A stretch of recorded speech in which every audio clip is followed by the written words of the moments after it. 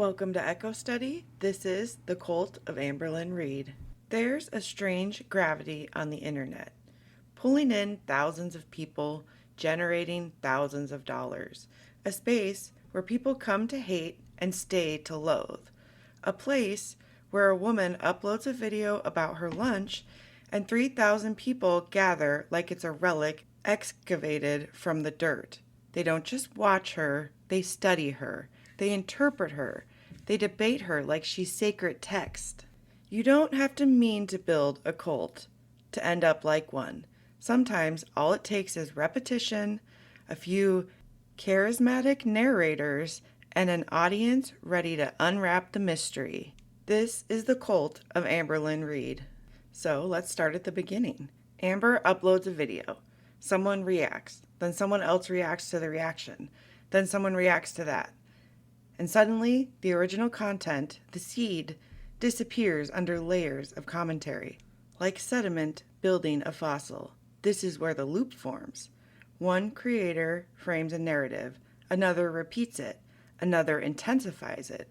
Jimmy Bunker makes a meme, I laughed and repost it, the audience echoes back. And round it spins, faster, tighter, until the loop becomes self-sustaining. This is how a belief system forms, not because the leader is powerful, but because the followers create a world that feeds itself. In the Amberverse, the routine is like this, like grocery hauls, weigh-ins, apologies, promises, the next arc, the fall, the redemption, another arc. It is a cycle so familiar, so rhythmic, that people anticipate it the way you'd anticipate the next chapter of a book you've already read. Ritual is the backbone of devotion, and this community thrives on ritual. Every cult has its record keepers, its scribes, the guardians. In the Amberverse, that role belongs to the people who dig through deleted videos, track timelines and inconsistencies, analyze the metadata, document Discord leaks, archive Instagram stories before they vanish, screenshot, rescreenshot, recirculate. They don't just observe Amber, they maintain the Amber Chronicle. In most belief systems, the sacred texts don't just survive by accident. It survives because someone takes the time and job of protecting it. These watchers, these lore keepers, are like historians from a forgotten kingdom. So, once you start building lore, you're no longer just an audience, you're a congregation. And our doctrine isn't new, it's nearly a decade old. Like it or not, Amber has been recording entire eras, fashion trends, social norms, the movies we laughed at, the music that scored our lives. She hasn't transformed herself into a celebrity artifact, moving to LA or polishing her life. She just stayed the same, almost stubbornly so. And maybe that's part of why her audience clings. It's so familiar and so comforting. Through her routines and habits, we've watched a subtle, unfiltered snapshot of human life from 2010 to 2020 as it unfolds. Ordinary, messy, painfully real. I think it's important to note a lot of people move on, delete, change things, and they don't want to acknowledge the past. Amber's is placed in chronological order with deleted bits here and there for the scribes and their upkeep. I believe reaction channels aren't just reactors, they're interpreters. They sit between the scripture, Amber's video, and the audience. To Amberlynn, but just like me trying to put myself in the shoes of somebody who's lost their cat. And I guess all that to say is like, I don't know. I'm like, I would be freaking out. I would be absolutely devastated. And I just hope for this cat's sake that it is okay, that to Amberlynn. Translating her actions into meaning. Every look becomes a clue. Every pause becomes indictment. Every mistake becomes prophecy fulfilled. If a big reaction channel says something is true, even if it's speculation, it becomes the truth of the community within minutes. This is how power forms. The priests choose which detail matters, The priests choose what to ignore, and the priests choose what the audience should feel. This isn't evil. This isn't manipulation. This is simply the role that emerges when a community grows large and is hungry for comprehension. When you can't understand the chaos, you listen to whoever claims they can translate it. As I'm comparing this to a church or religion or cult, I'll start with a confession no one asked for. I'm not above the noise. I'm not standing on some holy balcony looking over the crowd with a philosopher's sigh. I'm down there too, elbow to elbow, scrolling like a moth who forgot why it loved the flame. I am one of the echoes. I have clicked the messy titles. I have rolled my eyes at the very drama I inhaled like oxygen. I've watched these stories unfold with a mix of fascination and dread, whispering, I would never, as the algorithm smiled and handed me a second helping. I've said things in my head I'd never say out loud. I've searched for hours trying to find one piece that could solve the Rarity mystery. It started with people trying to make sense of their world, trying to find meaning in a voice that felt larger than life, and most folks think they're immune to that pull. But the truth is, none of us are made of stone. So I'm simply saying this. I've been here, stitching together the monster with the rest of you, the collective Frankenstein, creating our girl. We created our girl as much as we critiqued her. This isn't a lecture, it's a confession. Just another echo bouncing around the space. So moving on, the audience, they don't want stories, they want villains. Villains give structure, consistency, predictability. Amber isn't just a creator anymore, she's the antagonist in a narrative the audience is invested in completing. So, as we watch the monster run that we created, every behavior becomes proof.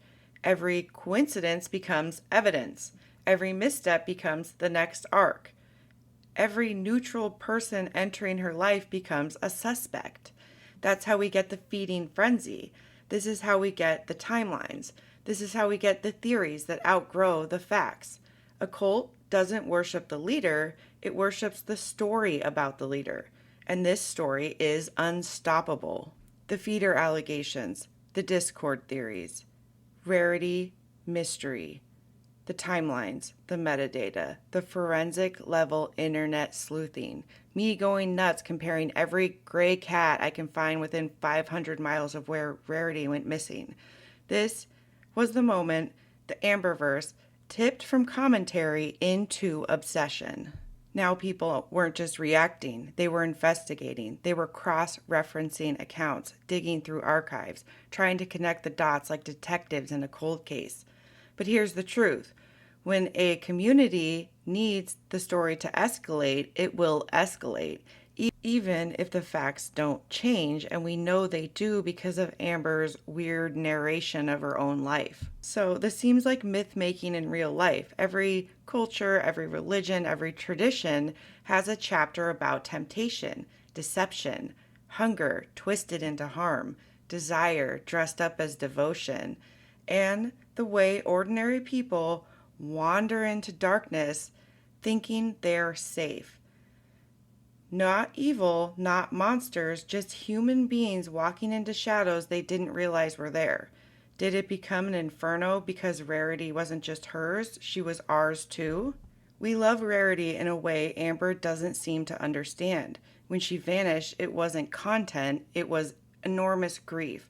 The audience isn't hunting for the next chapter of a messy saga.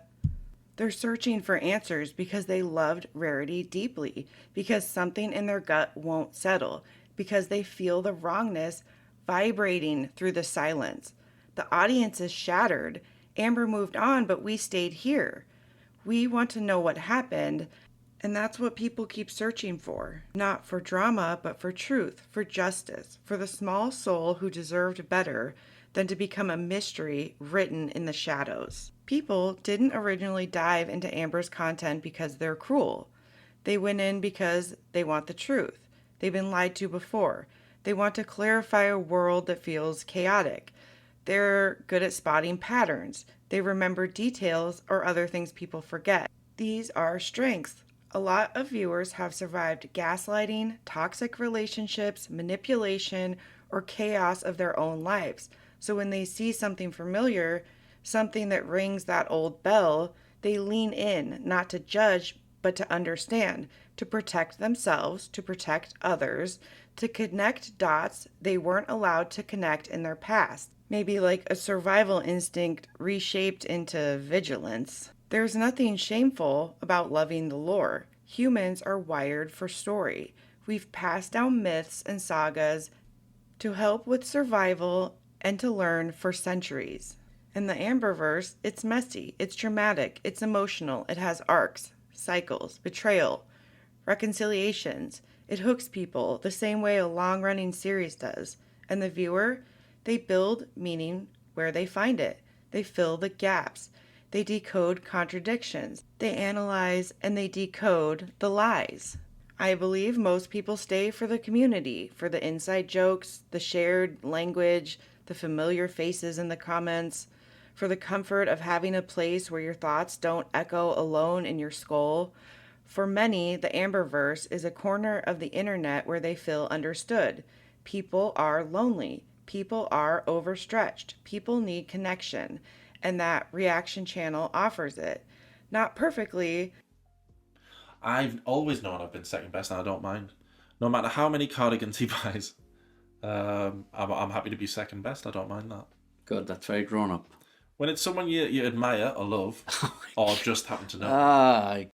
Not always safely, but genuinely. The viewer didn't wake up and want to hurt people. Most people watching Amber want her to do better, for her to tell the truth, for her to break toxic cycles, for her to something finally to click for her, to see her life that doesn't feel like a deja vu.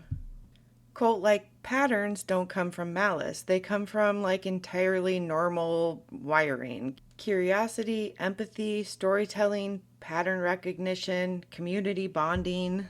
I think when we understand the heart behind the viewer, the good, the generous, the human aspects of this community, then we can talk about the shadow without blaming the people standing in the light. Every belief system eventually hits a moment of reckoning. A moment where the person at the center of it all, the accidental leader, the unwilling deity, maybe the willing deity, the one everyone built a story around, does something that breaks the illusion. They lie, they manipulate, they lash out, become cruel or careless. This is when you find out what the followers were really loyal to. When the leader turns dark, when they show the rot behind the curtain, you think the audience would scatter, walk away, and wake up. But they don't. Not in the Amberverse, not in most digital ecosystems. Why? Because the fall of the leader doesn't break the obsession, it feeds it. Suddenly, the audience has more to dissect, to judge, to diagnose, more to build the mythology around.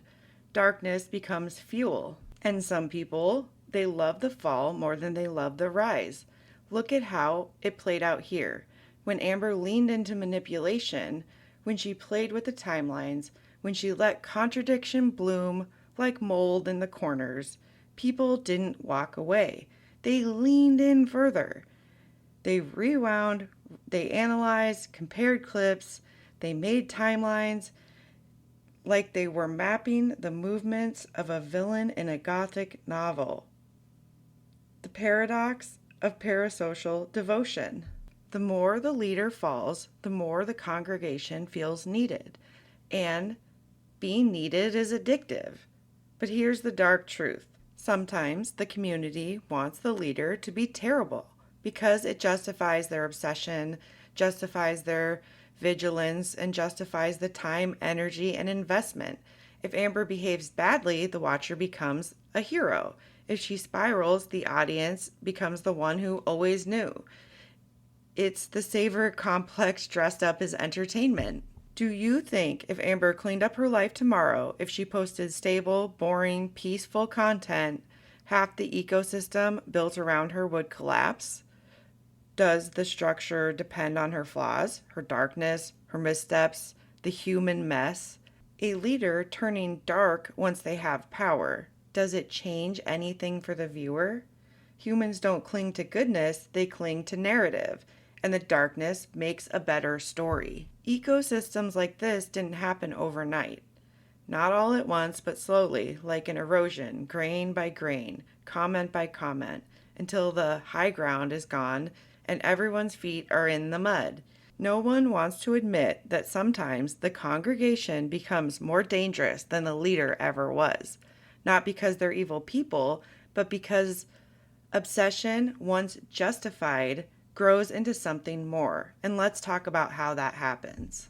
At first, people call out Amber's behaviors. That's fair, reasonable, but then the tone shifts. The mission becomes bigger than facts. The commentary becomes a crusade. It becomes righteous work, a holy task, a campaign.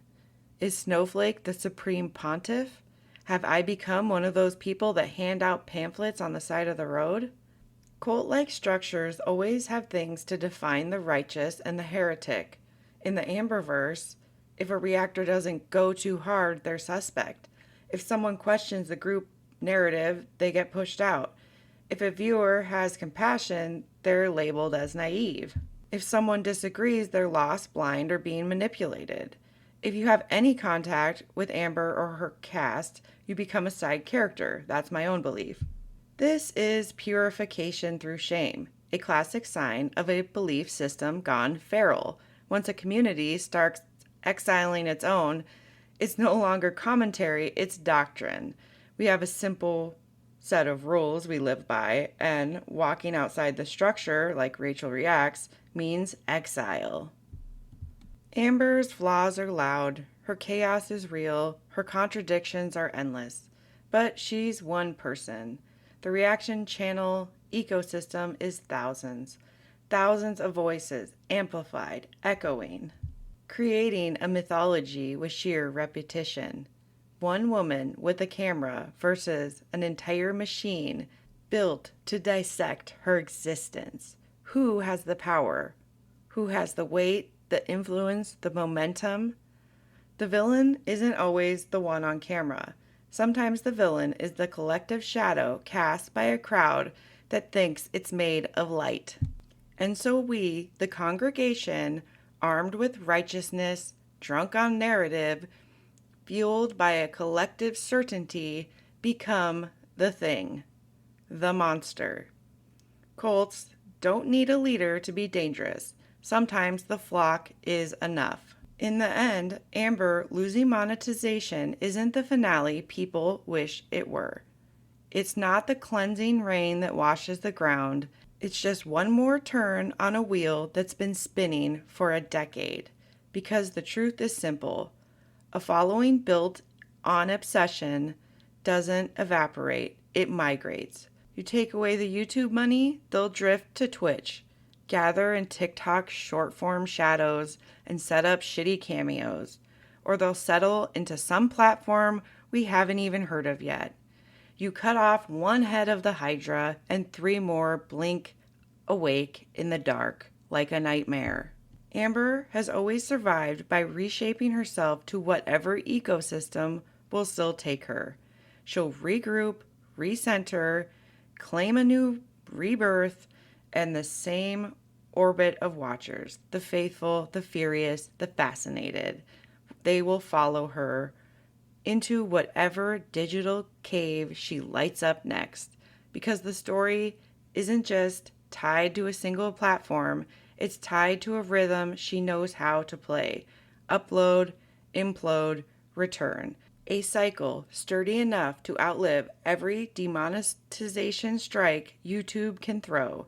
And maybe that's the real lesson here. The saga doesn't end in a courtroom or a channel ban or a missing $sign next to her name. The congregation will move with her from platform to platform because the echo that built her hasn't learned how to go quiet yet.